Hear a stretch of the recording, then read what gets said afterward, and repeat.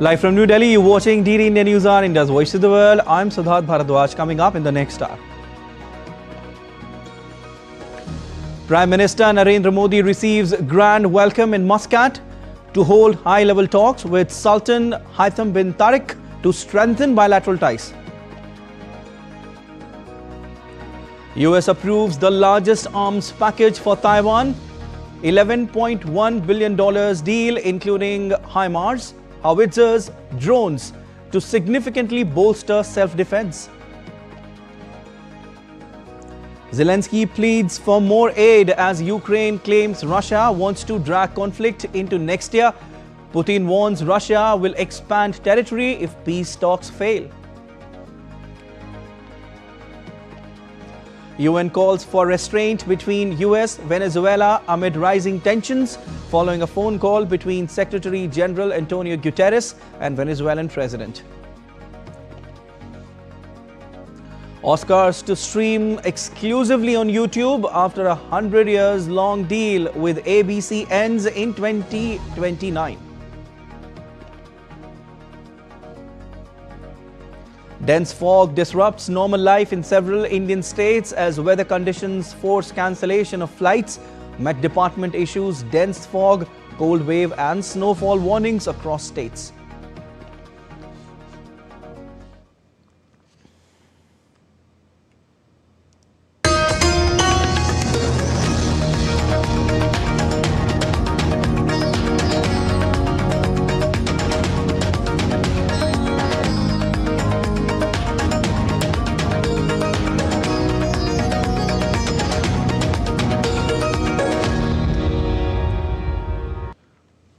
Prime Minister Narendra Modi reached Muscat on Wednesday for a two-day official visit on the last leg of his three-nation visit.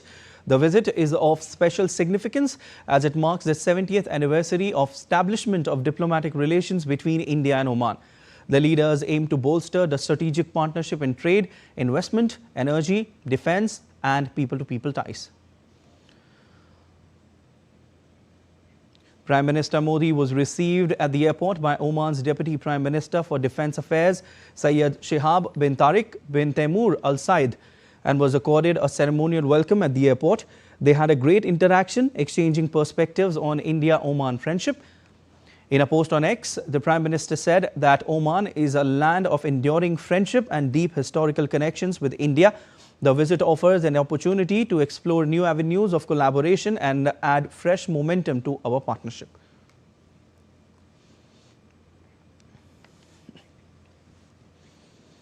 On the last leg of his three-nation visit, Prime Minister Modi to attend Business Forum in Muscat today. He will interact with students and select community members. PM Modi will hold bilateral meeting with Sultan of Oman, Haitham bin Tariq. The Prime Minister's Oman visit will end with a private luncheon hosted by Oman's Sultan.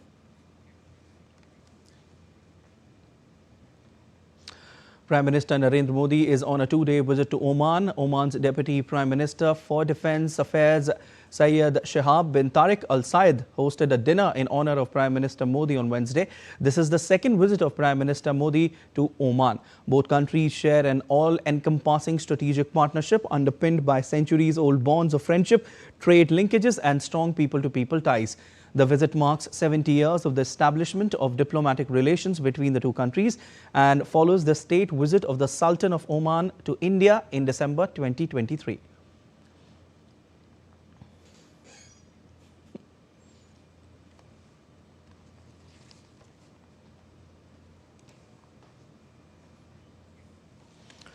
Earlier, Prime Minister Modi was accorded a warm welcome upon his arrival at the hotel in Muscat. He witnessed a traditional Omani welcome cultural performance. India's vibrant cultural diversity was on full display. A special Gujarati song and a Ghumar dance performance were presented. Members of the Indian community took the lead in showcasing a blend of classical dances such as Kuchipudi, Mohiniyattam, Bharatnatyam and Kathakali. The Prime Minister also witnessed a Yakshagan, a display of traditional Indian theatre dance performance. A special Bollywood dance performance was presented, showcasing the harmony of India's diverse religions and cultures.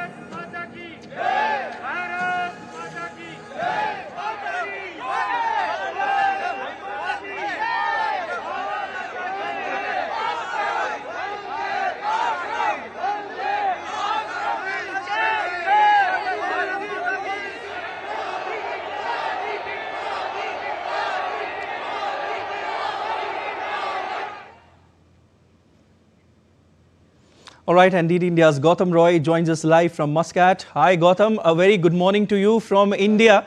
To begin with, how's it going in Muscat, Gautam?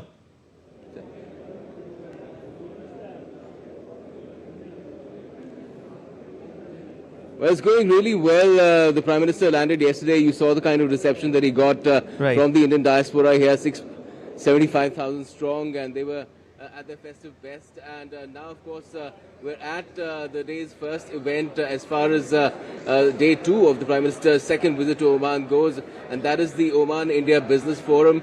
All the top business persons from India, a delegation has come in from India as well, and all the top businessmen from Oman, even the public sector is here. In fact, with me right now, Sultan, is Yusuf Ali. He's chairman of the Lulu Group. Good morning to you, and thank you for joining us, Mr. Yusuf Ali. What do you make of the prospects of India and Oman businesses, particularly when there's a SEPA happening now? See, we have got 40 hypermarkets and shopping malls in Sultanate of Oman. And about 6,000 Omanis working for us, plus Indians suffering. See, the SEPA agreement which we are going to sign today is both the countries will benefit. We have got a lot of products which we are importing, about 1,000 crore rupees per year we import. But we now will double our import because when the SEPA sign, here there will not be any duty like that. And from here also a lot of industrial petroleum product which India can also import. So both the countries will benefit from this agreement. And we in the food sector, a lot of fruits, vegetables, and a lot of products, rice, tea, sugar in India, so we can import here also.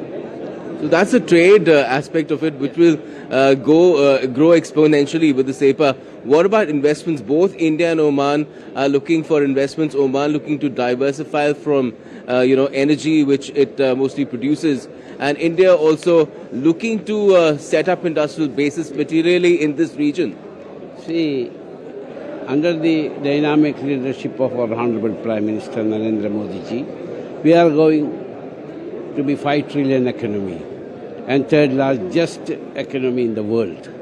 So all these GCC countries will benefit because a lot of bilateral trading and industrial relationship is grown, and the personal relationship between, now we are in Sultanate of Oman, the personal relationship between His Majesty Sultan Haitham bin Tariq and also our Honorable Prime Minister is very close. So personal, trading, bilateral and industrial. So both the relations are happening now and going great. In the global geopolitical scenario, it has changed quite a lot ever since Donald Trump, the US president, came to his second term. He imposed tariffs on India, even punitive tariffs on India because of buying oil from Russia. But a country like Oman already has an FTA with the US. It's almost 20 years now. How do you think that dynamic with the US change? India is a great country. So nobody can dictate the conditions with our country. So our country will go up and we will reach 5 trillion. Thank you. Thank you so much for joining us. So that was Yusuf Ali. He said regardless of any restrictions, there are many countries in the world who want to do business with India, enhance their business with India. Oman is one of them, which is why the SEPA is taking place. And it will take the bilateral business relationship, both trade, investments, people-to-people movement as well, Sultan, to levels never seen before. Definitely, and such is India's stature, Gautam, isn't it? I want to ask you, Gautam, that this visit by Prime Minister Modi is indeed significant in many ways, but what's in current focus perhaps is the FTA between both the sides. What updates do you have on this? And if done, how will it benefit both the countries? Gautam.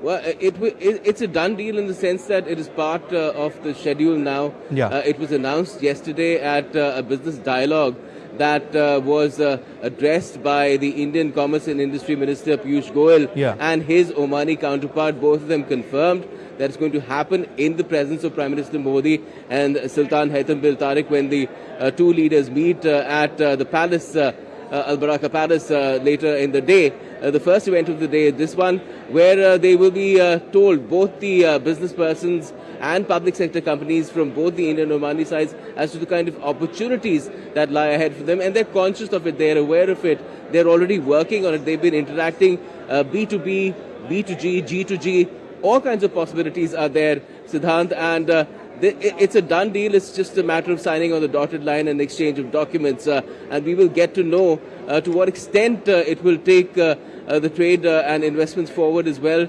depending on the easing of the kind of tariffs that were there previously, and perhaps there will be 0% tariffs on almost all the goods imported from India, and a reciprocity element will be there as well for Oman. Definitely. While interacting with Mr. Yusuf, Gautam, you were mentioning the energy ties.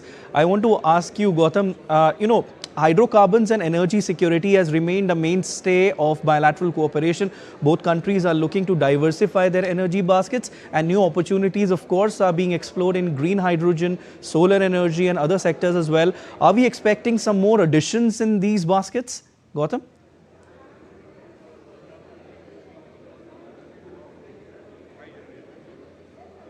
Well, yes, certainly. I mean, look at the International Solar Alliance. Oman is on board with the International Solar Alliance, but solar energy generation has not really expanded much in Oman, and that is something that can be taken forward in India. Same, you mentioned green hydrogen. The Oman has these industry promotion zones, these tariffless zones as well. Multiple of them to which India has already got access in Sonar as well as in Dukum and other locations. This is where facilities can be set up. There can be even strategic reserves of oil and gas for India in Oman. So the possibilities are immense where energy is concerned, also in terms of renewable energy, both solar and other forms such as green hydrogen. But apart from that, if you look at manufacturing, that can be huge. Again, Oman looking for India to come and set up hubs over here. We already have a strong presence, perhaps the highest investment by any Indian company from Jindal Steel and Power, running into hundreds of millions of dollars here in Oman. They've been here for 15 years. We spoke to Naveen Jindal as well, a well-known industrialist, educationist, as well as a member of parliament.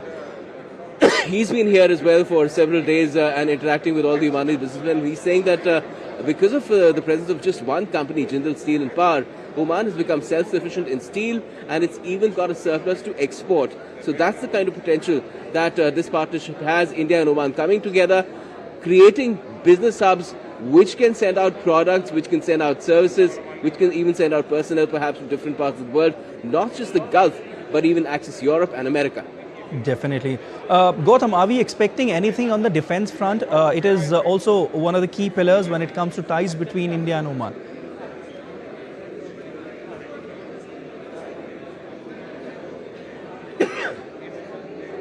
Yes, well, the relationship already exists. It's a strategic partner since 2008, and we have tri-services exercises taking place. The INSAS rifle is what the Omanis have already bought from India, and since that time, the Indian basket of indigenous manufacturing of defense equipment has really expanded.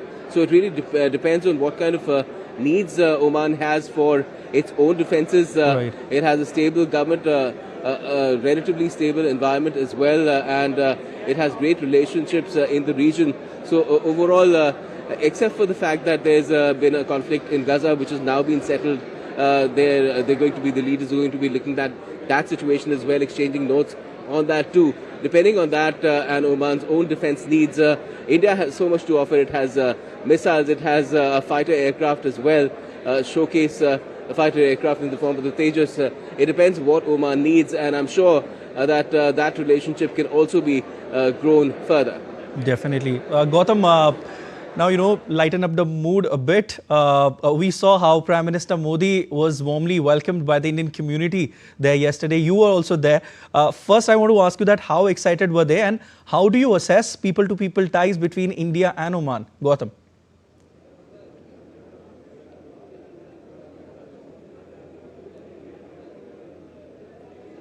Well, it was a very heartening sight, and this was something that was there in 2018 as well, because the Indian community has been in Oman for a long time, 5 millennia really, if you trace it back, the trade route from Mandvi to Muscat, and of course the Indian community is fairly diverse here as well. People from the south, from Kerala in tremendous numbers. There are Gujaratis, there are people from other parts of the country as well. In all sorts of sectors, there are people who are running companies, there are people who are employed in companies even as blue-collar workers. So it's very diverse, and they were all there yesterday to greet Prime Minister Modi on his second arrival in Oman, and it was a great sight to see, from young and old, children dancing for him, the traditional Ghumar Rajasthani dance, all girls. They were scared performing for the Prime Minister, but then he made it all easy for them. We had people from the Omani side as well, Omani drums being played and accompanied by a bagpipe too. So that was also quite interesting.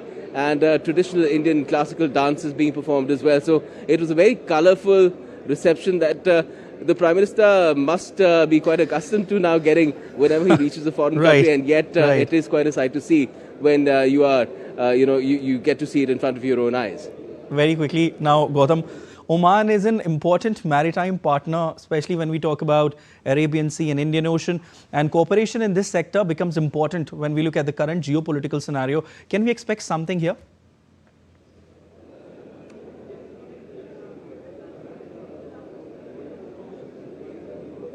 Well, already, Siddhant, we have a partnership going. We have access to the Dukum port as well. As a logistics hub, the Indian warships can come and dock over there. It is of tremendous help in anti-piracy operations throughout the Indian Ocean region, and even looking out for, let's say, rival country ships, spy ships in particular. We are familiar with that sort of an experience. So the Omanis have been collaborating and cooperating with India on that front for a long time. And I'm sure that is a relationship that can make progress. And we will perhaps not see so much of that in black and white when the leaders come out with their statements, when India and Oman come out with their statements. But it's a partnership that's quite robust and very effective as well.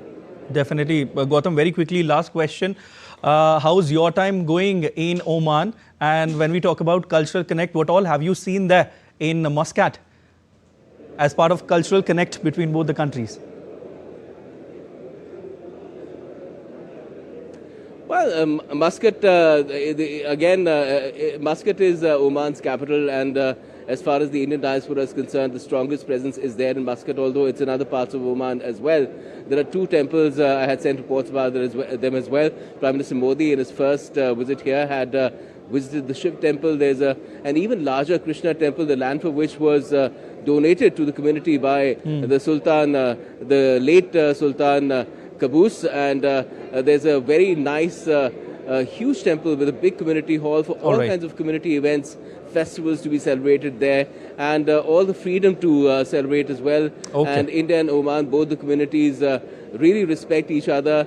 They have, in fact, there are some Indian origin businessmen who have been given Omani citizenship as well.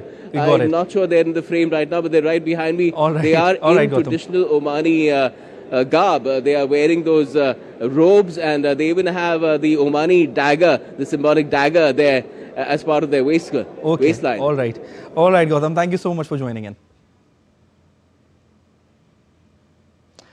India and Saudi Arabia signed key agreement to boost official travels and bilateral exchanges on Wednesday. Indian ambassador to Saudi Arabia, Suhail Ajaz Khan, and Abdul Majid bin Rashid Al Smari, Deputy Minister for Protocol Affairs of the Ministry of Foreign Affairs of Saudi Arabia, signed the bilateral visa waiver agreement. The move aims to facilitate the movement under the India-Saudi Arabia Strategic Partnership Council. And still to come on the India Newshour. We'll give you winter session update as the Lok Sabha to pass the Viksit Bharat Guarantee for Rozgar and Ajivika Mission Grameen Bill today. Rajya Sabha to take up Nuclear Energy Bill 2025. Delhi enforces GRAP 4 vehicles without PUCC, which is Pollution Under Control Certificate, barred from fuel purchase starting today. And the second edition of India-UAE Joint Military Exercise Desert Cyclone 2 begins in Abu Dhabi.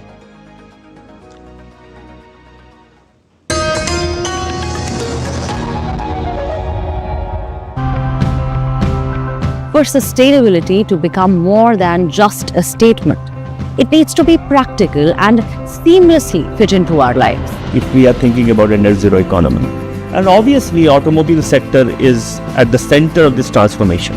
Instead of buying new vehicle, if I can retrofit and upgrade my existing vehicle, environmentally speaking, it is superior. Zero waste means repair, reuse, analyze. We realized that if women became involved in decision making and generated income, the whole family would benefit. Before, we needed a lot of manpower to handle the waste. But now, with the conveyor belt, it converts the waste into electricity, powering 2 farms.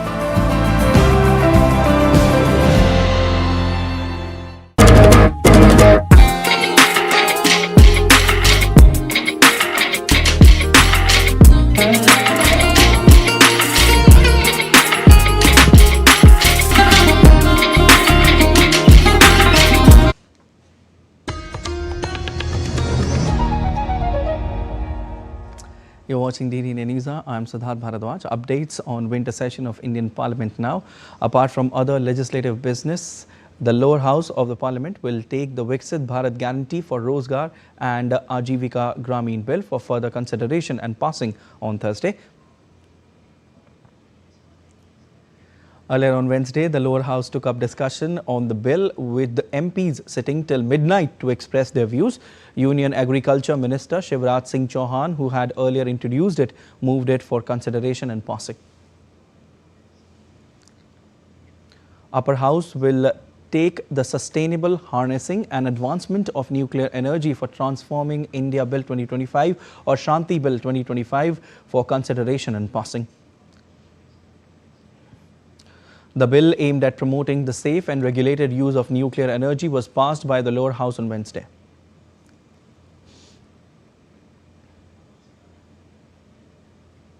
India's Railways Minister Ashwini Vaishnav on Wednesday highlighted the role of Kavach in enhancing railway safety, saying it not only acts as a protective shield for trains but also safeguards loco pilots and their families. Speaking in the lower house of the Parliament, the minister underscored the government's commitment to prioritizing the well-being of railway personnel through advanced safety systems. Kavach is a complex system which has five major systems within. Optical fiber cable has to be laid all along the tracks. That is the first part. Second is telecom towers have to be laid at every 5 to 6 kilometers or sometimes 5 to 7 kilometers, depending upon the radio frequency availability. That is the second system. Third is at every station, a small data center, edge data center has to be installed. Fourth is trackside equipment has to be installed. Fifth is all the locomotives have to be equipped with Kavach. That is the way the complex Kavach system has to be implemented. Weather updates from parts of India now. Dense fog across many parts of India is disrupting daily life and economic activity as well. Poor visibility has led to delays and cancellations of flights and trains, slower road traffic, especially in the northern states across the nation. In Uttar Pradesh, schools up to class 8 to remain shut for 3 days as dense fog blankets Bareilly. The meteorological department has issued an orange alert for dense fog for the next 3 days. Indigo advisory on X said, due to dense fog in Chandigarh, visibility has reduced drastically, impacting flight operations. As a precaution, some flights have been cancelled through the day to prioritize safety and help minimize extended waiting at the airport. Air India also cautioned passengers about potential disruptions to flight operations over the next few days due to dense fog, particularly at its primary hub in Delhi. From today onwards, vehicles without a valid pollution under control certificate will be barred from purchasing fuel in Delhi as part of GRAP 4 measures. Let's take a look at other stories making news. From today onwards, vehicles without a valid pollution under control certificate will be barred from purchasing fuel in Delhi as part of GRAP 4 measures to tackle severe air pollution. Enforcement will be carried out at fuel stations using camera-based systems alongside expanded pollution monitoring and a review of vehicular emissions across the region, with 126 checkpoints identified and over 537 police personnel deployed at fuel pumps across the national capital. The second edition of India-UAE joint military exercise Desert Cyclone 2 will begin in Abu Dhabi, UAE from Thursday. The aim of the exercise is to enhance interoperability and foster defense cooperation between the Indian Army and the UAE land forces. The Indian contingent comprises 45 personnel, primarily from a battalion of the Mechanized Infantry Regiment. The UAE Land Forces contingent of similar strength will be represented by the 53 Mechanized Infantry Battalion. Second WHO Global Summit on traditional medicine is currently underway at Bharat Mandapam in New Delhi. The theme of the summit is Restoring Balance, the Science and Practice of Health and Well-being. The summit aims to advance a global movement to restore balance for people and the planet, grounded in the science and practice of traditional medicine. It is jointly organized by the World Health Organization and the Ministry of Ayush.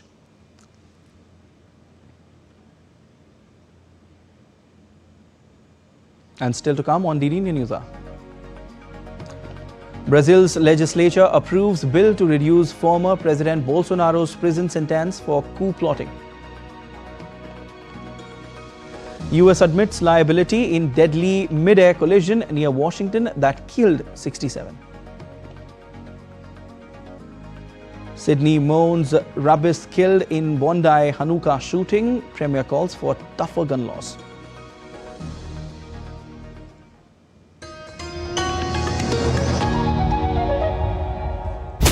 US launch a bombing campaign against Iran. The Philippines vessel suffered structural damage. The saga of child sexual abuse is the United States China's debt trap strategy. Truth is stranger than fiction. But sometimes hard to uncover.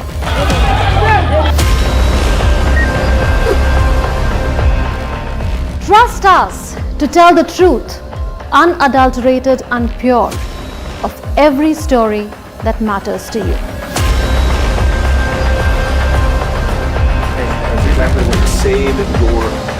You read between the lines, cut the clutter, and connect the dots to get you the full picture. Watch Connecting the Dots at these times with me, only on DD. You're watching DD Newshour. I'm Siddharth Bharadwaj, and a quick recap of the headlines. Prime Minister Narendra Modi receives a grand welcome in Muscat to hold high-level talks with Sultan Haitham bin Tariq to strengthen bilateral ties. US approves the largest arms package for Taiwan, $11.1 billion deal including HIMARS, howitzers, drones to significantly bolster self-defense.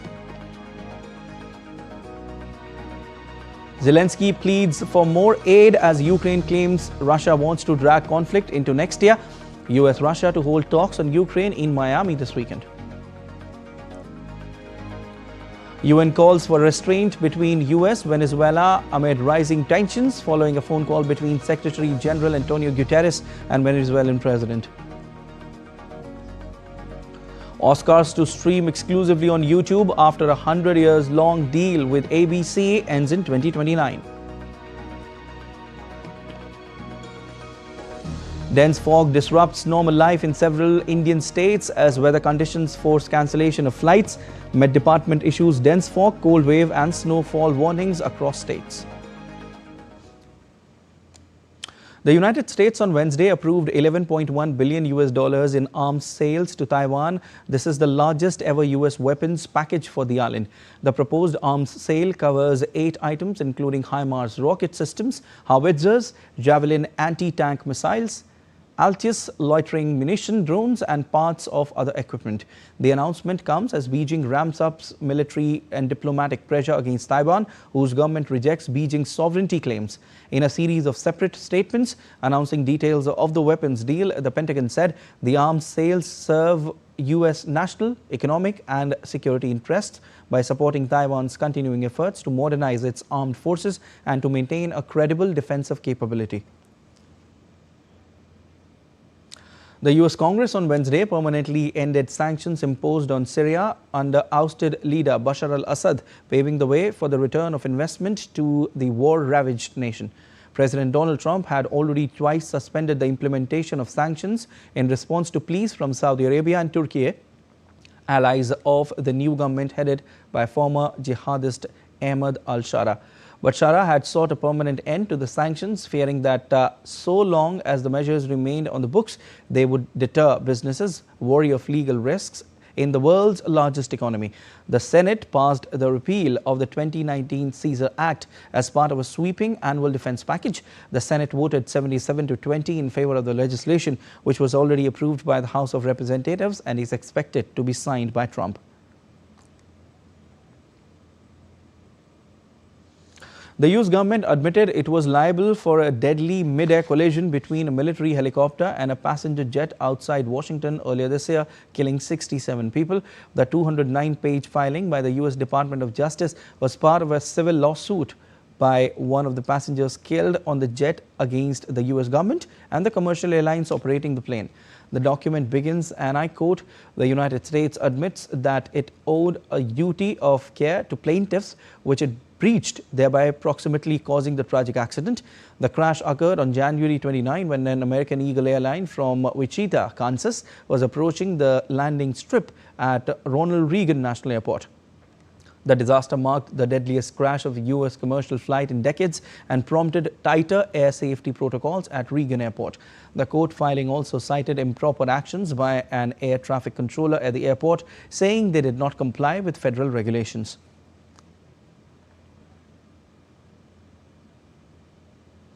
Latest on Bondi Beach shooting, Prime Minister Anthony Albanese says Australia will introduce wide-ranging reforms to curb on hate speech, days after the country's worst mass shooting in nearly 3 decades at a Jewish holiday event. Albanese said the government will seek to introduce legislation that makes it easier to charge people prompting hate speech and violence, as well as increased penalties, and develop a regime for targeting organizations whose leaders engage in hate speech. I'm announcing a significant number of additional actions to build on the plan. Firstly, the Attorney-General and Minister for Home Affairs will develop a package of legislative reforms to crack down on those who spread hate, division and radicalisation. Hundreds of mourners gathered in Sydney to remember 2 rabbis and other victims of the tragic Hanukkah festival shooting at Bondi Beach. They were remembered as kind and curious individuals who will be deeply missed by their families, friends and the local community. Rabbi Eli Schlanger's funeral drew an overflowing crowd at Bondi Synagogue, while Rabbi Yaakov Levitan was laid to rest later in the day in Macquarie Park in Sydney's northwest. Funeral of 10-year-old Matilda Britwan also took place, highlighting the scale of the tragedy. 15 people were killed in the Hanukkah festival shooting spree in Sydney's Bondi Beach on Sunday in an attack allegedly carried out by a father and son, which was one of Australia's worst mass shootings.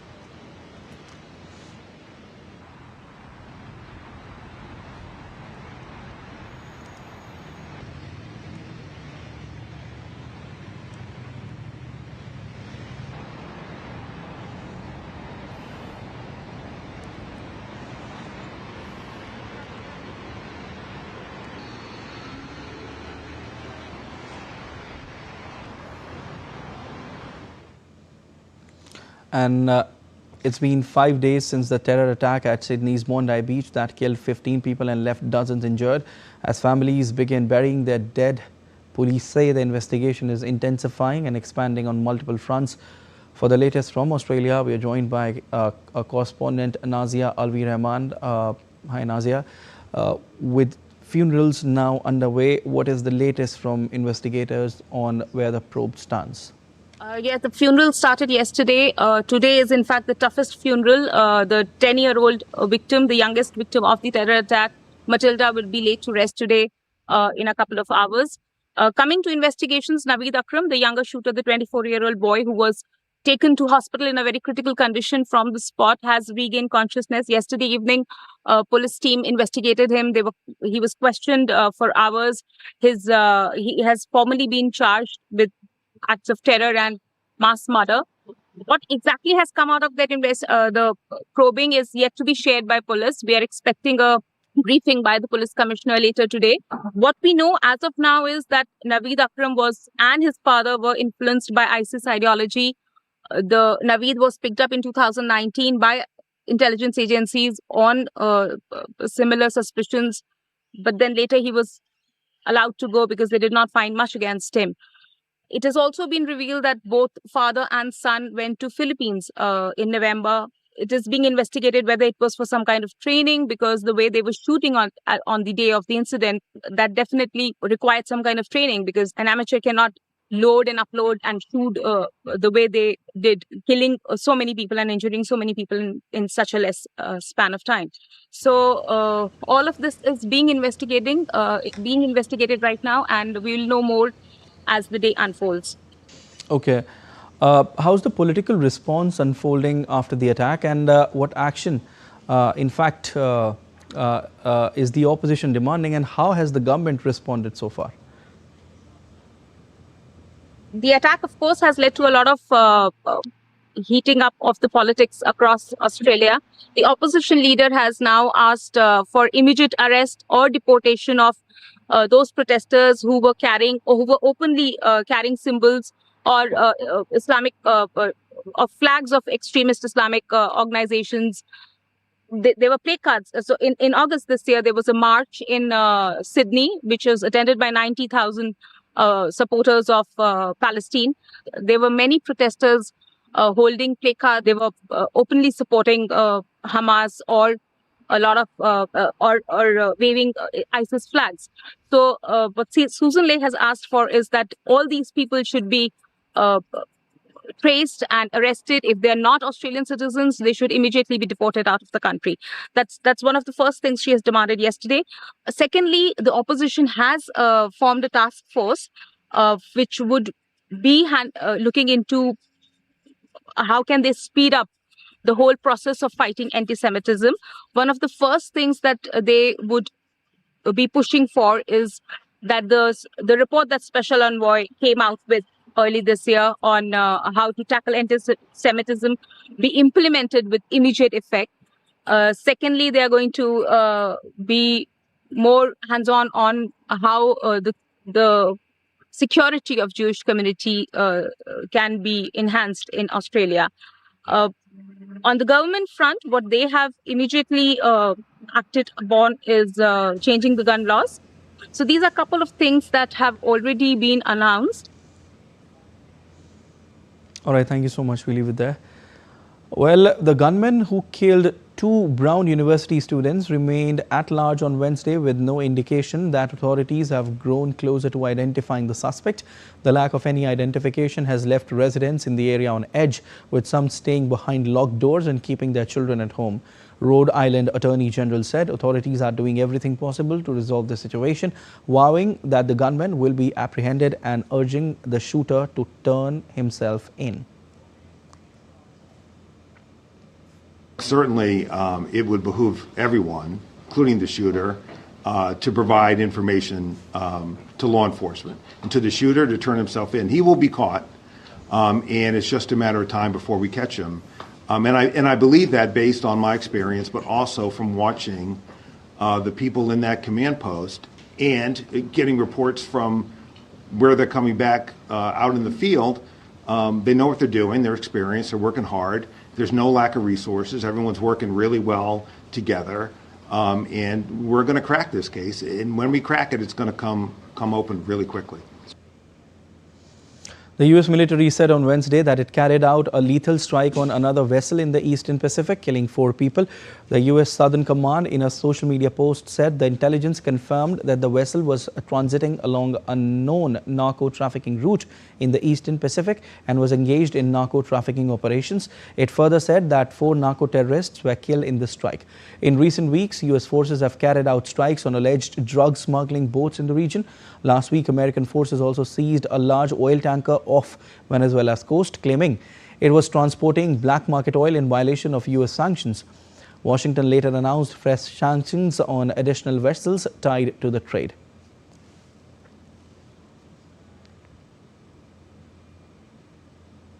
United Nations Secretary General Antonio Guterres called for restraint and the immediate de-escalation of tensions between the United States and Venezuela. Guterres on Thursday received a phone call from Venezuelan President Nicolas Maduro, wherein the former called for restraint. During the call, the Secretary General reaffirmed the United Nations position on the need for member states to respect international law, particularly the United Nations Charter.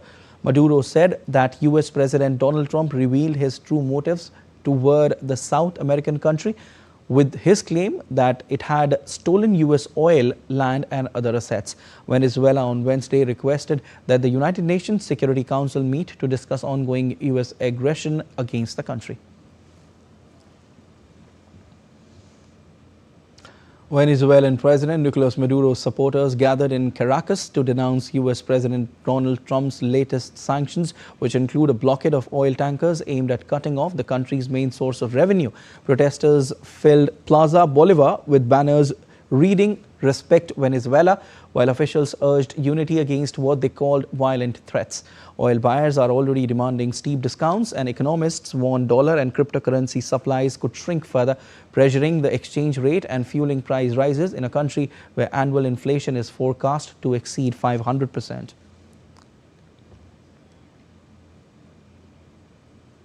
The U.S. Senate voted overwhelmingly on Wednesday to advance a $901 billion bill setting policy for the Pentagon, sending the massive piece of legislation to the White House.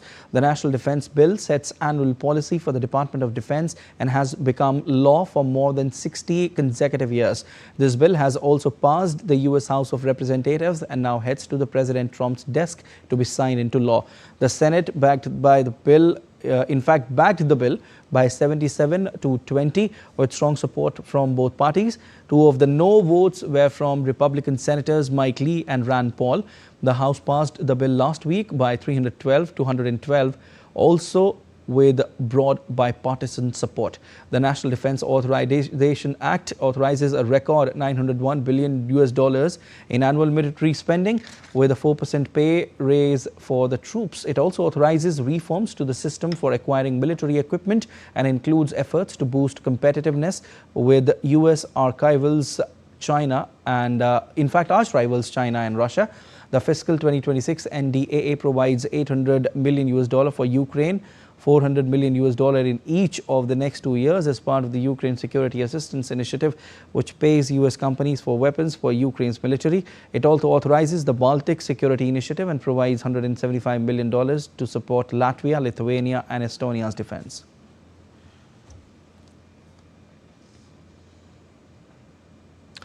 Ukraine's President Volodymyr Zelenskyy called on allies on Wednesday to secure support for Kyiv and show Russia that continuing the conflict is pointless. Speaking in a video address released ahead of a crucial European Union summit on Moscow's frozen assets, Zelenskyy said the meetings should deliver an outcome for Europe that makes Russia see continuing the war next year as pointless. Security solutions are needed. Financial solutions are needed, including Russian assets. Political solutions are needed, and we need the courage of all our partners to see the truth, to admit the truth, and to act accordingly. The outcome of these meetings, the outcome for Europe, must be such that Russia feels that its desire to continue fighting next year will be pointless because Ukraine will have support. This depends 100% on Europe.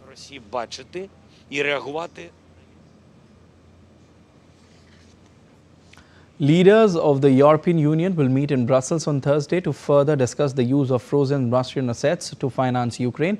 Zelenskyy will also attend the European Union's Council on Thursday in Brussels in person.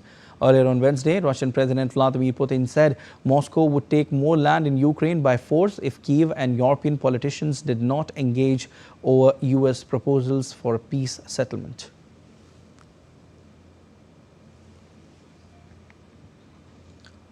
US and Russian officials will meet in Miami this weekend to discuss President Donald Trump's plan to end the Ukraine conflict.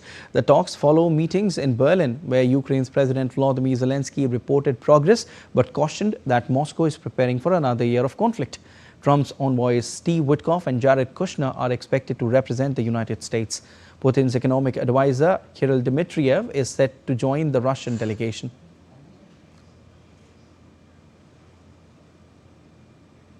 A recent wave of diplomacy has included US envoys meeting Putin in Moscow and European leaders in Berlin. Despite some movement on security guarantees for Kiev, major disagreements remain over territorial concessions and Russia's continued insistence on seizing claimed regions.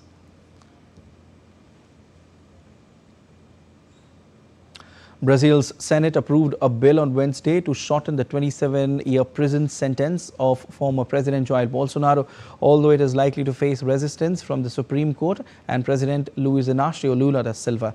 The bill was approved by the lower house last week and now goes to Lula, who has not said whether he will sign it into law or veto it. It could cut the former president's prison term to just over 2 years. The text also establishes sentence reductions for those convicted for their roles in a January 2023 riot, opens new tab when Bolsonaro supporters invaded and ransacked the presidential palace, Supreme Court and Congress. The bill was amended during an earlier vote on Wednesday in a Senate committee to make it clear that sentence reductions will only apply to those involved in acts related to the attempted coup and not to other crimes. Last month, Bolsonaro began serving his sentence for plotting a coup against Lula after losing the 2022 election.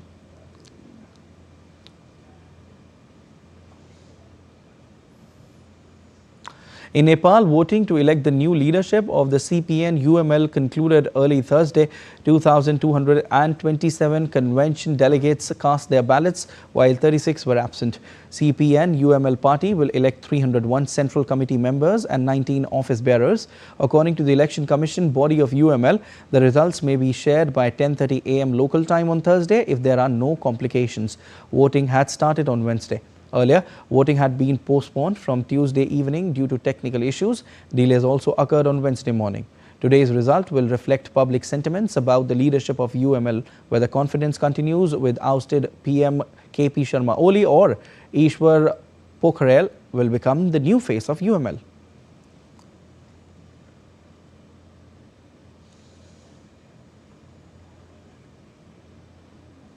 And let's take a look at other stories making news across the globe.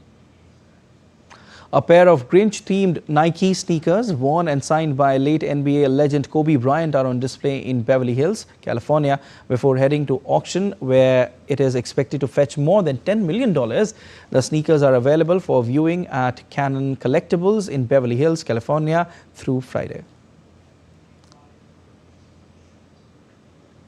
Snow-blanketed Saudi Arabia's Jabal al-Lawz, also called as Almond Mountain, for the first time this winter season. The rare event transformed the mountain into snowy landscapes, attracting visitors eager to witness the unusual sight.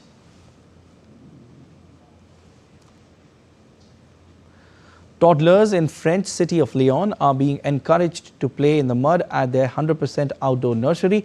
The nursery is inspired by a model proven in the Scandinavian countries.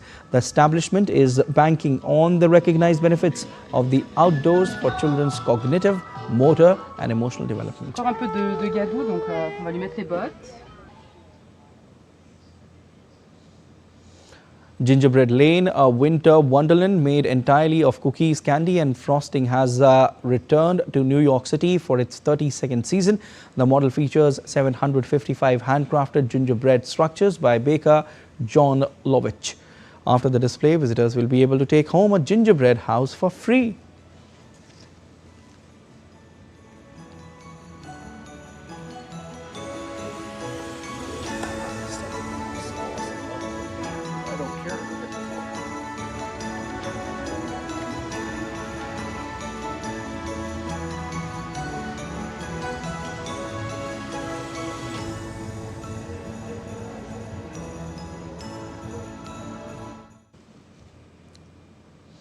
And you're watching DD India News at time now for some sports news. And the seesaw battle between India and South Africa took an unexpected turn in Lucknow as the fourth T20 was abandoned without a ball being bowled due to dense fog and poor visibility.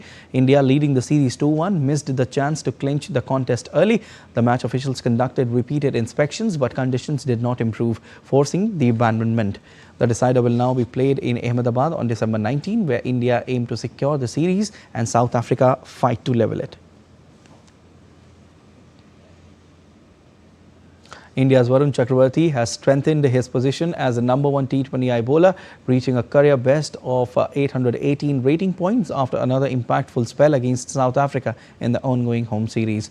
With 6 wickets in 3 matches, including miserly 2 for 11 in Dharamshala, the 34-year-old now enjoys a commanding 119-point lead over New Zealand's Jacob Duffy.